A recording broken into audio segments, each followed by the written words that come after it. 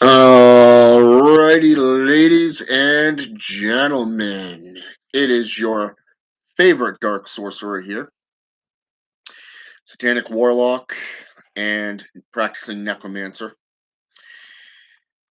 And today I want to kind of take the Warlock series a little bit further. Okay. The last video I did, I showed you some tools that you can utilize that will benefit your practices and benefit you when you are away from home. Okay. When you're at work, what you can do, certain tools that you can use. So today I'd like to further that and kind of go into the types of rites that you as beginners, adepts, or even more experienced practitioners can get into. Now, within Satanism, you have rites such as destruction, compassion, and lust. Okay. These three categories can be broken down into dozens of various traditions of rites, rituals, ceremonies, and the such. Okay. In Santeria and Palo, you also have three types of rituals, such as domination, such as, how should I say this? Compassion, things like love rites. They deal with five different types of magics, and this can be broken down into three categories. One is domination. Two is considered to be destruction with the use of Santa Morte. And I can't remember the third one right offhand, but I will probably speak on that one later on. So today, I am going to be bringing you Brujeria practices. Okay. Now, I'm still struggling with the terms, the pronunciation and all that stuff because I'm learning Spanish, and with the different dialects, it's very, very hard to pronounce these etymologies of the terms and the wordings. Even though I have an apprentice that speaks Spanish fluently, and he's kind of corrected me a few times and tried to teach me a little bit, but I don't know. It's just not clicking for me for some reason. I don't know. It's a whole different lingo. So, but anyways, before you get into the rituals and the rites, you really want to understand some of the terminologies and some of the reasons why a civilian, say for an example, a mundane person, somebody that's non-magical, somebody who does not practice but believes in, say, the JCI, for an example, belief structures, or that of, say, maybe nothing at all. They're just ordinary folk that don't go to church but believe in divinity. You know, it doesn't matter really. But why would these people go to a witch or a warlock? Why would they go to a brujo or a brua? You know what I'm saying? A, bokor, okay? Even a necromancer for that matter. Why would they go there? And there are three categorizations that really define the reason why. And you don't really need the actual practices to define this, because all you have to do is just look at the government. Look at the say for an example, the way the world is run and how it's structured. Okay, and it's really not that hard to understand why people go to a brua or a bruo. Okay, so, or even a Korean, how should I say this? A Carindero. There we go. Okay. So you have what is known as a Valedora, known as the Flying Witch. You have the Diablera, known as the Devil Brewer. You have the probably gonna butcher this like hell, but it's known as a Nahu Ali, known as the Shapeshifter, and then you have the El Necromante, known as the Necromancer. And these are the practitioners most common, and there's a lot of different types of practitioners out there, and so don't get that misunderstood. But a lot of times you'd go to like a botanica, you know, or even to someone's home where they practice out of. These practitioners tend to use anything from magia to magia uh, negra, meaning black magic, sorcery, and even healing magic.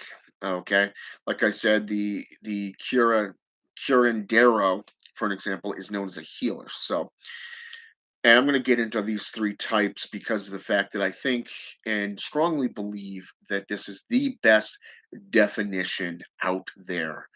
And these three types of practices are called justice, protection, and revenge. And even in my own personal practices and studies, those who have come to me personally have always been seeking vengeance. Some are looking for justice, but not many, at least in my experience, and this is few and far between, kind of like a blue moon, that people are looking for protection. Okay. So, why don't we delve into this? Let's start with justice. Okay. What is it about justice that somebody needs? Why would they need to seek out justice?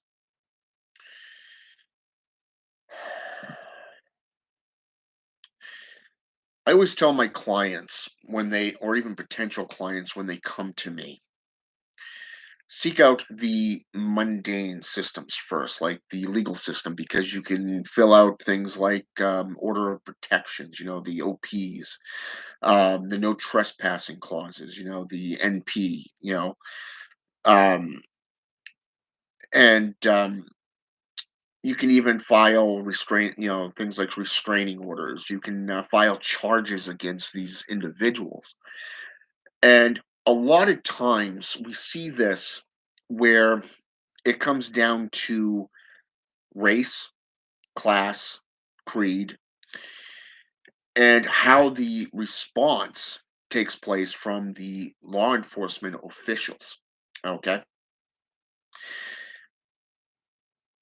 The system itself is built for the guilty to be set free.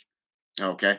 It's based off guilt and it's based off evidence. So if there's no evidence, there's really not much that the law enforcement can do, especially a court of law. Okay. So the reason I send my clients or even potential clients to the legal system is because I want them to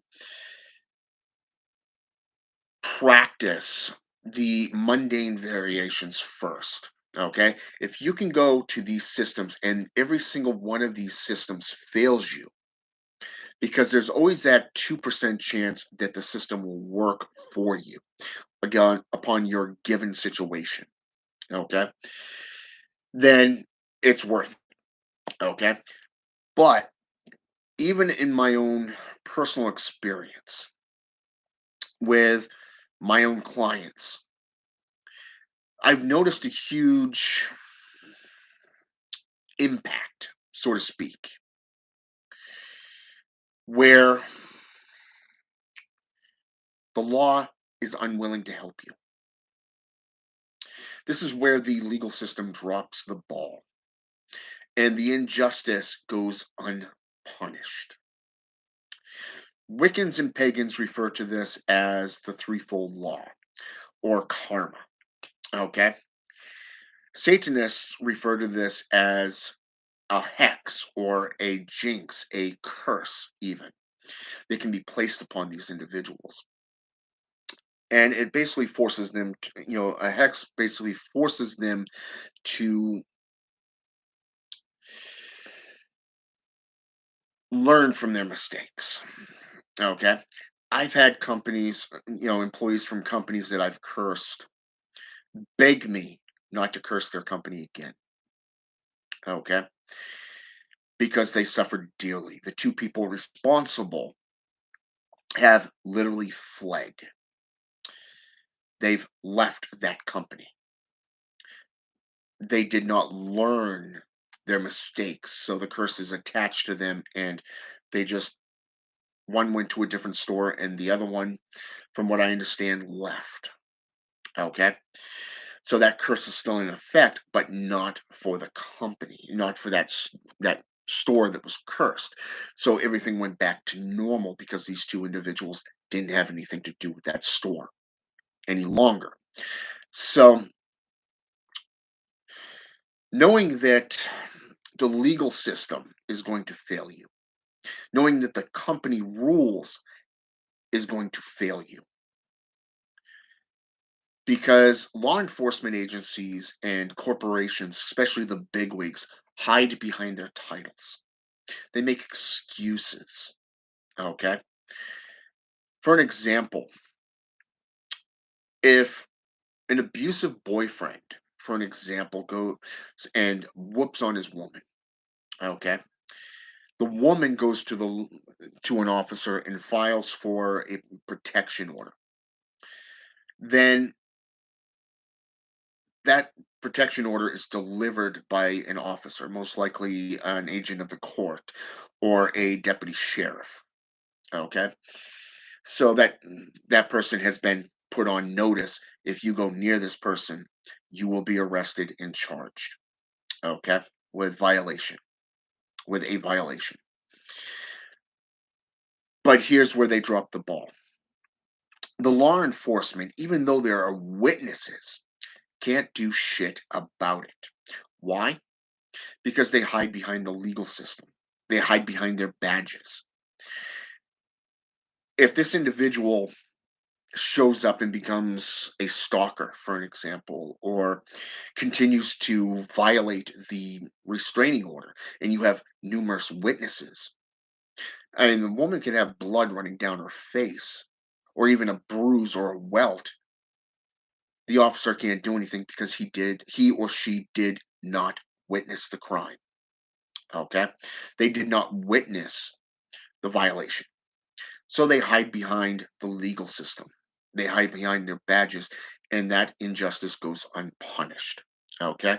If you have a stalker, you know who it is, and the legal system won't do anything about it, and they stop wasting their time on it, even though you call them repeatedly saying, hey, that person is right there, and you got photos of that person, they won't do anything.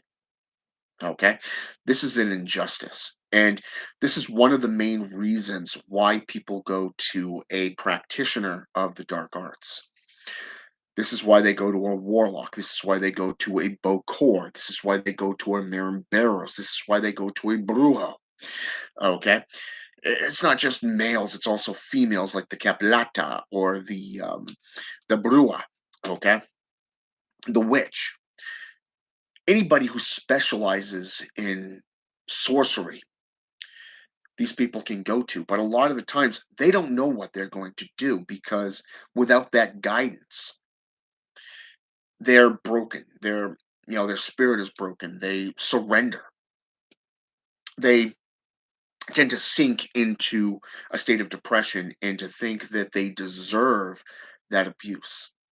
Okay. So this is basically the mind state of an individual that where the legal system, because they did not do their job, which is to protect and serve the public, the communities, they failed in their duties, and the victim repeatedly gets violated. They continuously become victims. Okay. So they remain victims until somebody comes along. Hey, why don't you go see this guy or this woman? They're practitioners of the arts. They can make that injustice right. Okay. And there's a reason for it. These magics are very potent. These rites and rituals are very potent. And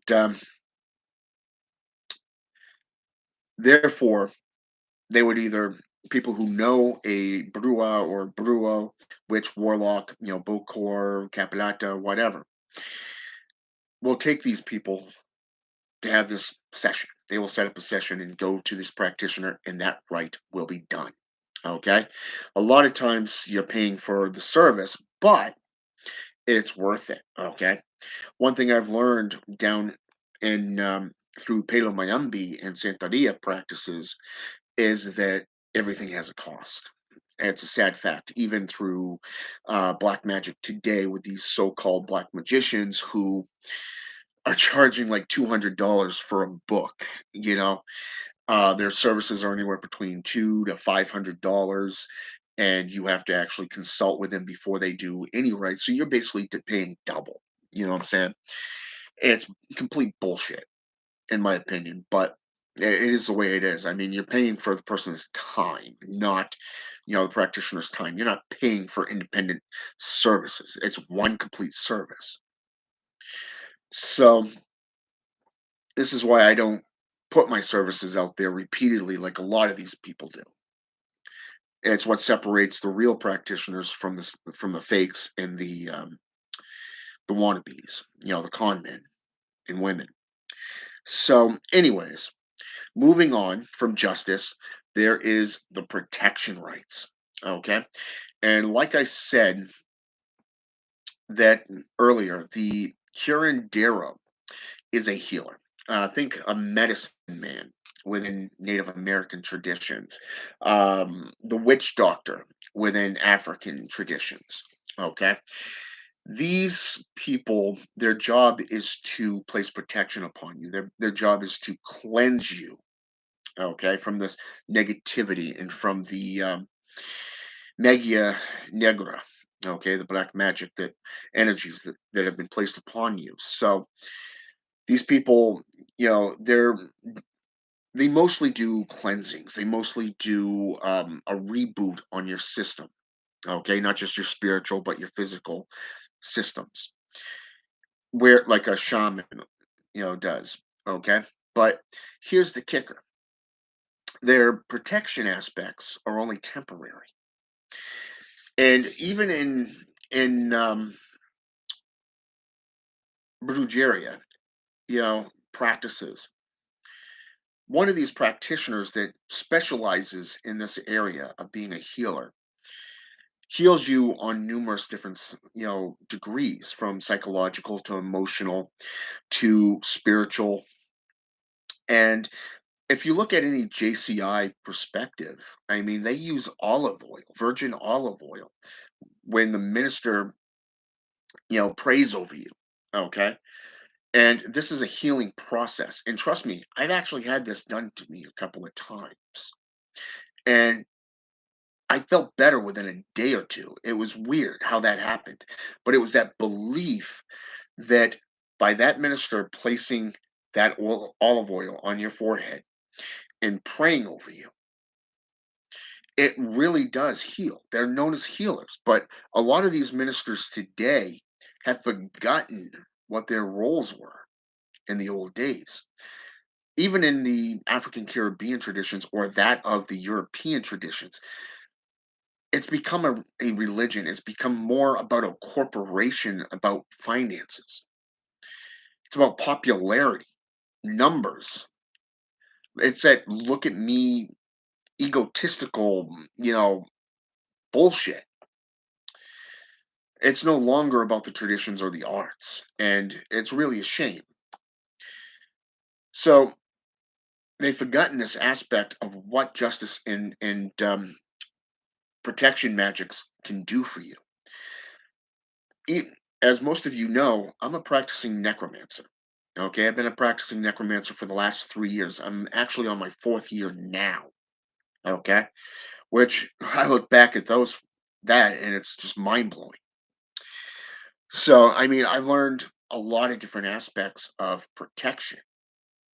Okay, a lot of things that deals with justice and what can befall a person who violates that aspect. Okay. It's not just about the third, which is revenge or destruction rights, but when it comes to justice and protection, I find that they go hand in hand. So revenge is a natural thing. Even Anton Zandalove, founder of the Church of Satan and the creator of the Satanic Bible, said in the Nine Satanic Statements, when struck on the left, smash them in the right. Okay. Even if you go into the biblical aspects of, say, the Bible, the JCI Bible, I believe it's Mark chapter 5, verses 25 through 35, where it says, make peace with your brother before he cries Raka, and you find yourself in the grips of the officials, the judge, jury, and executioner, basically. So you see where there's various different aspects of vengeance and destruction, but also um, rights that you can do that deals with the justice aspect. So, but victims of injustice basically cannot, due to fear, depression, broken spirits, etc., to any given crime that the legal system is supposed to uphold, gets away with. Okay, these people get away with this shit. So you go to a practitioner of the dark arts, you pay for their services, you trade for their services, and these rights are put forth. These practitioners heal you. They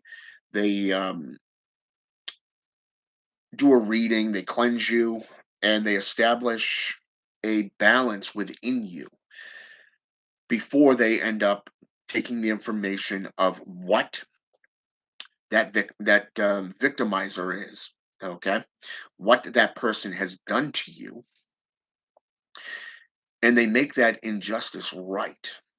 They go into their temples, they go into their pedestals, they go into their altar rooms, they go into their place of worship. They call upon the spirits that they need to call upon. A lot of times it's El Diabolo, which is the devil. Things like demons, spirits of vengeance, all of these people things. But there are also methods that can be employed that really make that perpetrator your bitch. Okay, and I'm just gonna say it the way it is. If you take the voodoo powder for an example, the zombie powder, in Haitian voodoo, you can make that perpetrator your bitch, literally, through that powder and the rites of zombification. Okay. There's also powder, things like the eggshells, the white eggshells that you can sprinkle them underneath over their front door, or where they walk out their front door, and they have that crushed white eggshells right there. You got griscos bags and mojo bags that you can fill with certain items, like, say, let's go with a used condom or something that has their blood on it, their DNA. Things that, say, for an example, like certain metals, certain, let's go with herbs, bones, even things that mark them for death, or even to teach them a lesson, or to expose them for who they really are and what they really are. There's a lot of different things out there that can bring injustice into being justice. So,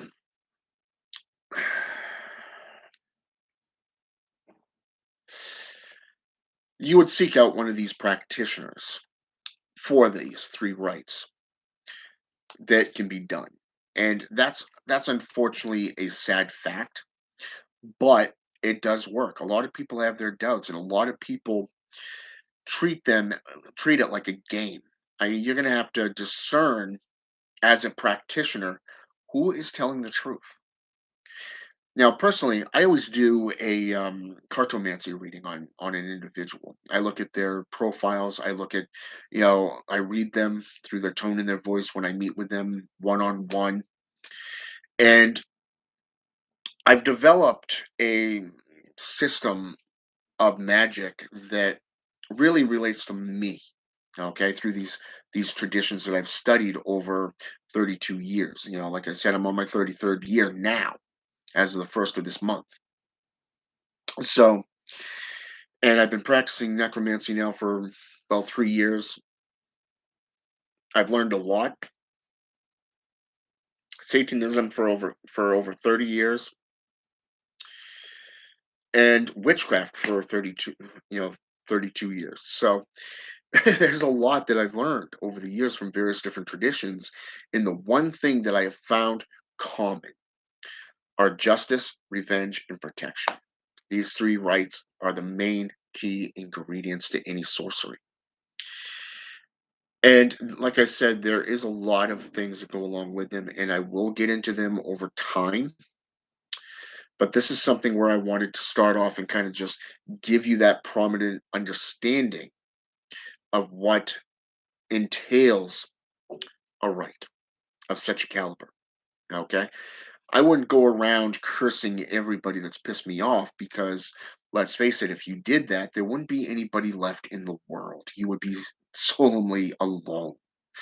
So you save your energies for those who truly deserve it. Okay. I've had people come to me and want me to make their ex or whatever, you know, s- manhood become limp and only get rock hard for, that individual. I've had people come to me over justice for, physical abuse, sexual abuse, whatever. I've had people come to me wanting revenge over, a woman just sitting there taking their kids away only to find out that person was a fake. Okay. And the thing about black magic is the fact that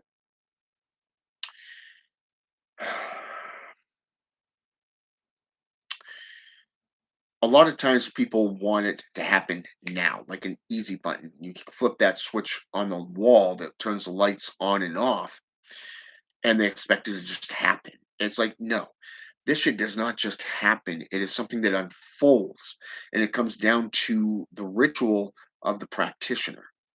Okay.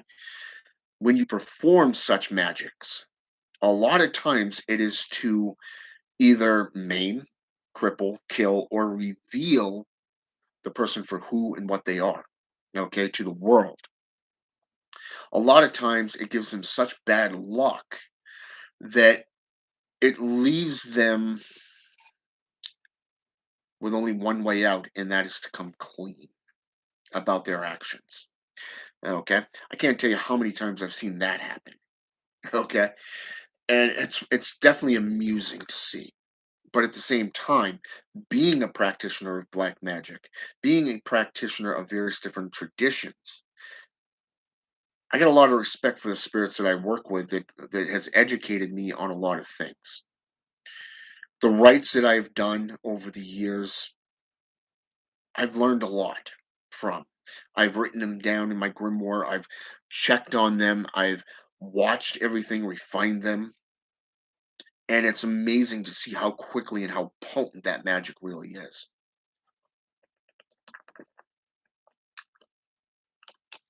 But like I said, you might want to be responsible with these types of rituals because you don't want to limit your own magical abilities. You don't want to limit the potency of that magic. Okay. And I was talking with my client, one of my friends and clients, a little bit ago, and we were talking about Brujeria practices and how I've been practicing this since last fall. Okay. It's been literally about 4 or 5 months now since I got into Brujeria practices and started studying necromancy through that. And I've been going back and forth between American and that of Mexican. And it was interesting because I've also found, some friends of mine have sent me PDFs on voodoo and Brujeria practices, and I've seen YouTube videos, and I've been taking notes and studying how they're operating. So I'm finally getting an understanding after about 5 months of studying and practicing Brujeria in a sense of black magic, meaning magia negra. Okay, that you're finally seeing that system unfolding in front of you to the point where you actually have a working system in place. Like I said, this has taken me 5 months, 4 or 5 months to get to where I'm at today, just with the understanding of what I'm practicing. This is not something you take lightly. It is not something that you take, it's not for the faint of heart, and it's not a game. And when you're working with these spirits, these saints, or you're working with demons, you're working with the jinn, the Orisha, the Loa, you know, you don't want to abuse them. You don't want to disrespect them. In fact, you don't want to take them lightly because they've been where you are. These spirits have been where you are, and they can seriously fuck up your world. Okay, they can mess up your world. Okay, I've seen it happen too many times to other practitioners. But the one thing I can say is respect the spirits. They are your teachers, they are your guides, and they are your teachers. Okay, so take that in consideration. So whatever you preach, always back it up, and always make yourself available to the public. Okay. And I'm going to sign off because I got to go take my family to get something to eat. Okay. It's lunchtime. All right. And I got to go feed the 4-year-old and mama. Another responsibility of a Burla, a warlock. You're a family man, you're a practitioner, a co-worker, and a friend. All right. So don't believe everything you hear about practitioners. A lot of it is bullshit for white light practitioners so they can remain ahead of everything else and make themselves look good. All right. I hope this series has helped you so far, and I'm looking forward to continuing the Warlock series. All right. Have a good day.